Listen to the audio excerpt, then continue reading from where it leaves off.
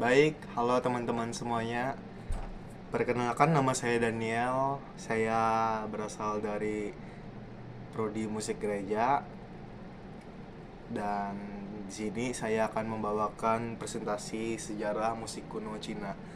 Jadi di sini saya akan menjelaskan bagaimana sih sejarah musik Cina kuno itu, perkembangannya bahkan bisa sampai sekarang. Baik, jadi di sini saya Daniel dengan NIM 22313101 dan dosen pengampu Nova Lady Simanjuntak MPD. Baik, kita akan lanjut ke pembahasan berikutnya. Kita akan masuk ke sejarah musik Cina kuno. Pada masa dinasti Xia 2070 sampai 1600 sebelum Masehi, masyarakat Cina menggunakan musik hanya sebatas sebagai pengiring upacara, ritual kegiatan sembahyang kepada dewa. Kemudian mulai berkembang pada dinasti Shang 1600 sampai 1046 sebelum Masehi dan dinasti Zhou 1046 sampai 256 sebelum Masehi. Tercatat bahwa musik tidak hanya digunakan pada saat upacara sembahyang saja, namun juga digunakan di istana dalam situasi dan kegiatan tertentu. Musik pada dinasti Qin 221 sampai 206 sebelum Masehi telah mencapai tingkat yang lebih tinggi. Ditunjukkan dengan adanya suatu jenis musik yang disebut dengan Yayue, yaitu musik dengan melodi lembut dan merdu yang dianggap sebuah jenis musik yang berkelas tinggi. Selain Yayue, saat dinasti Qin ini pula mulai dikenal alat musik dalam kategori Jin, Si, Ju, Fao, Tu, dan Ge. Di sini seperti yang kita ketahui, Yayue adalah musik ritual dan seremonial di istana Tiongkok kuno yang menggunakan instrumen-instrumen klasik seperti kecapi gukin, lonceng, perunggu bianzong, seruling, dan drum. Jadi Yayue itu adalah semacam musik ya teman-teman, musik yang menggunakan instrumen musik klasik seperti kecapi gukin gitu. Dan kita akan next. Baik, perkembangan musik Cina pada masa dinasti Han 206 sebelum Masehi sampai 220 Masehi. Perkembangan perdagangan mempengaruhi perkembangan musik dengan adanya transportasi serta banyaknya pedagang asing yang masuk keluar Cina, turut pula membawa pengaruh pada musik lokal. Untuk menjaga kelestarian musik lokal, Kaisar pun memutuskan untuk mendirikan Yuepu, yaitu suatu badan yang bertugas untuk memenuhi segala urusan yang berkenaan dengan musik. Salah satu alat musik yang berkembang pada dinasti ini adalah guzeng. Guzeng berasal dari dinasti Qin, namun menjadi populer di seluruh penjuru negeri, terutama di daerah perkotaan. Jadi guzeng ini adalah sebuah alat musik yang berkembang di musik Cina atau Cina kuno. Dan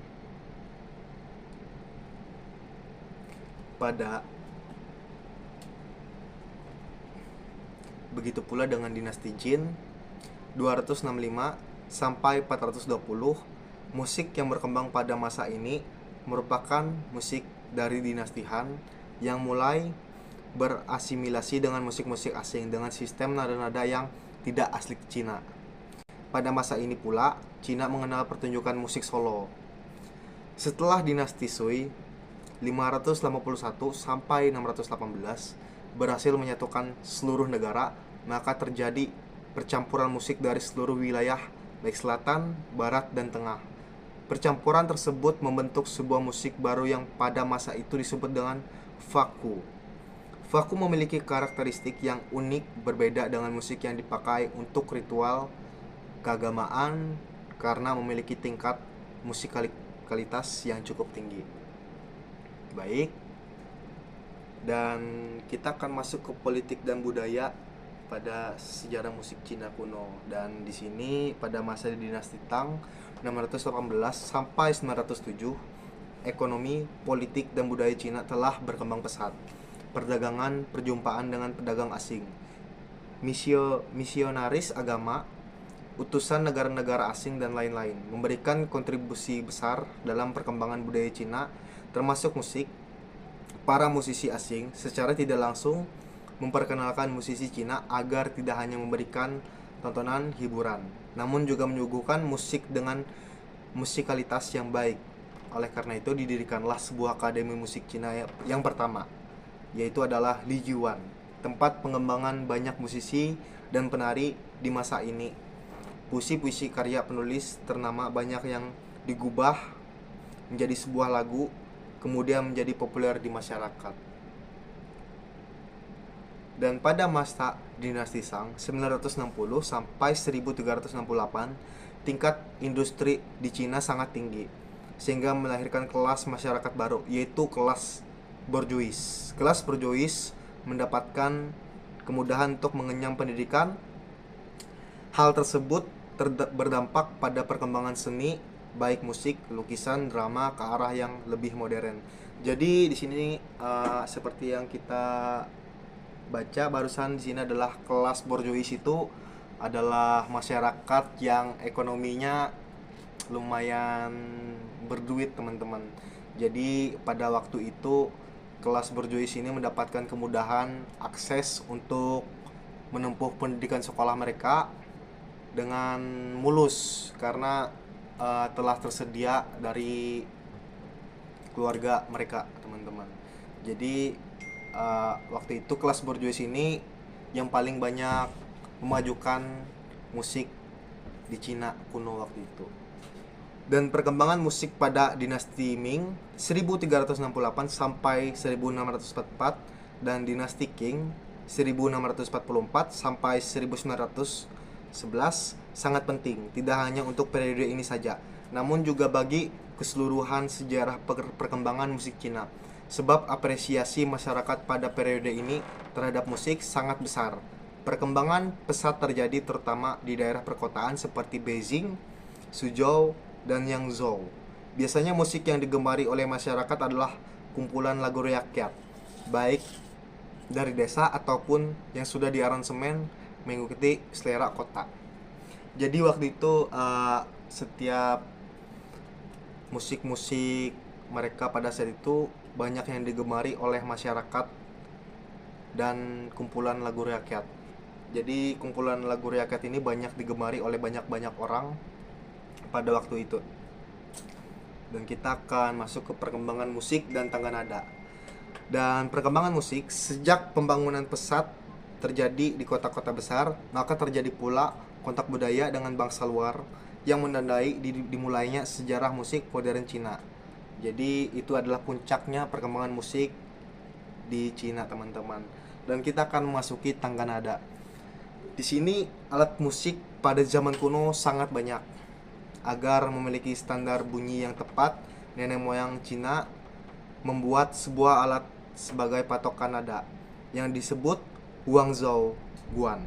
Alat ini menyerupai seruling yang terbuat dari bambu dan menghasilkan 12 patokan nada. Jadi pada saat itu, teman-teman, waktu itu tangga nada itu sangat banyak.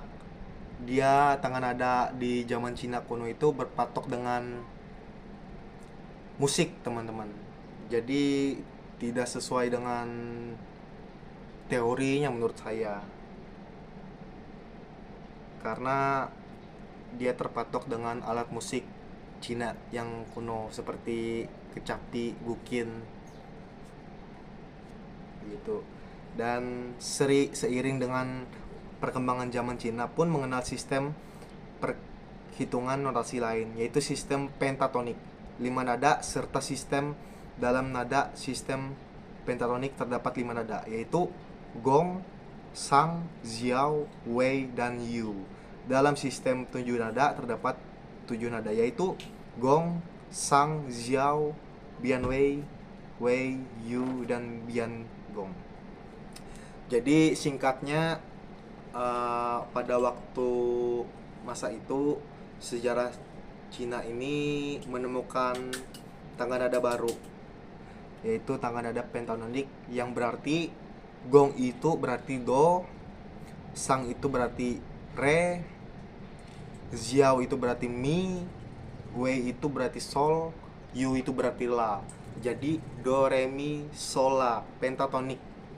Jadi agak kayak seperti bukan tangga nada biasa dia, karena pentatonik dia teman-teman. Dan kita akan slide berikutnya. Berikut ini adalah alat musik tradisional yang menggunakan sistem notasi Cina tradisional, yaitu guqin. Adalah alat musik tradisional Cina yang dimainkan dengan cara dipetik dan memiliki 7 senar. Alat musik ini termasuk kelompok sutra sebab senarnya terbuat dari sutra. Awalnya alat musik ini hanya bernama gin saja. Namun seiring dengan berjalannya waktu, banyak jenis alat musik yang membedakan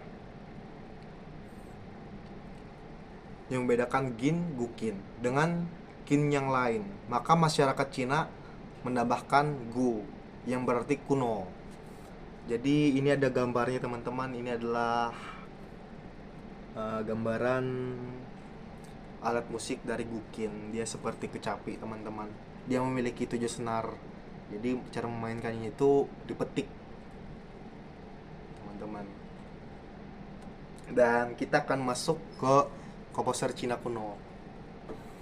Di sini ada Linglun, Kaisar Kuning, 2700 sebelum Masehi. Perannya adalah pencipta teori nada musik Tiongkok pertama.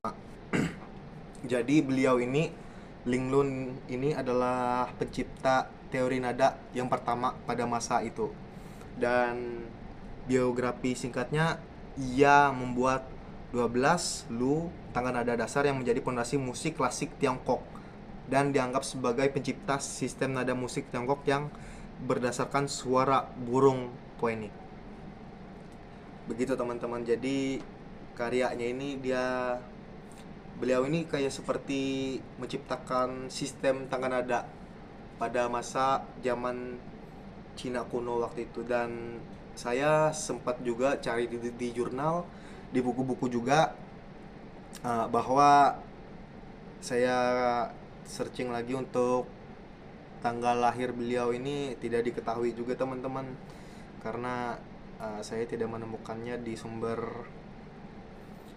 artikel yang saya cari dan jurnal yang saya cari juga untuk Linglun ini.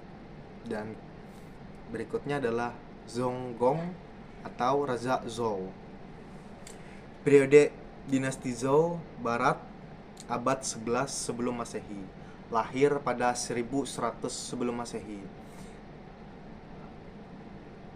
Dia ini adalah negarawan dan pemikir yang menata ulang ritual Zhou. Musik digunakan sebagai sarana untuk mengajarkan moral dan mendapatkan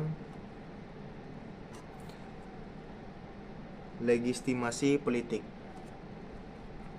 Dan karya yang dari Raja Zhou ini adalah karya Dao dan sistem Yayui.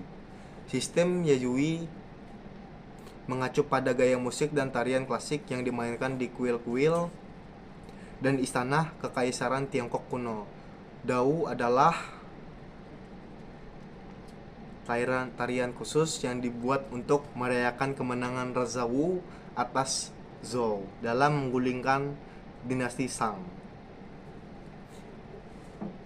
Tuh, kita akan slide berikutnya teman-teman. Mohon maaf bila ada yang menghubungi saya tadi itu atau suara yang agak menggebu-gebu tadi, karena ada orang yang beraktivitas teman-teman. Jadi saya bermohon maaf. Kita akan next slide ya. Dan berikut adalah Cai Wenzi. Dia lahir pada tahun 177 dan meninggal pada tahun 250. Dia berperan sebagai komposer, penyair, dan pemain guqin. Musisi perempuan yang mengalami penculikan dan perang. Ciptaannya menggabungkan musik, puisi, dan narasi yang penuh dengan perasaan. Karya dari Cai Wenzi ini adalah Ten Songs of Enomad Flute. Adalah karyanya dari Cai Wenzi, menceritakan kehidupannya Cai Wenzi. Dan Untuk yang sebelumnya Raja Zhou ini teman-teman, saya juga tidak menemukan untuk tanggal lahir beliau. Saya cari di jurnal juga, uh, tidak saya temukan juga teman-teman, tidak ditemukan. Tapi dia lahir pada zaman 1100 sebelum Masehi. Dan kita akan, nah, ini akan saya potong teman-teman khusus untuk mendengarkan instrumen alat musik. Di sini ada gukin, ada fifa, ada dizzy, dan zong, bianjong. Berikut kita akan mendengarkan alat musik. Dan sebelumnya saya akan memberi dari satu short video itu 8 atau 10 detik karena bisa mengganggu atau hak cipta teman-teman begitu. Dan berikut kita akan mendengarkan alat musik.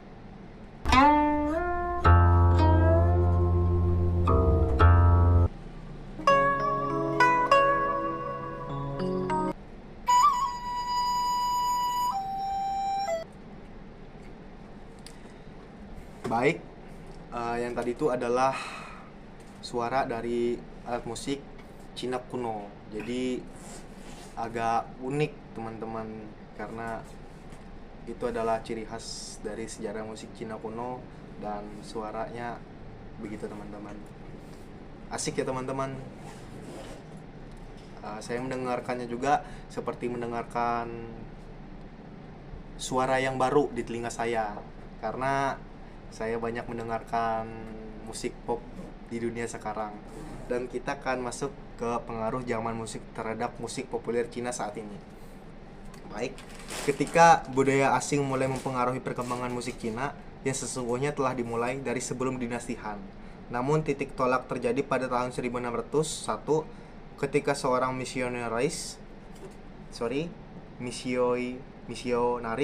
asal Italia, Matteo Ricci, datang ke Cina dan memperkenalkan clavichord, sebuah alat musik yang menyerupai keyboard, kepada Kaisar Wanli dari dinasti Ming. Sejak saat itu, pertemuan antara musik Cina dan non-Cina terjadi secara konkret.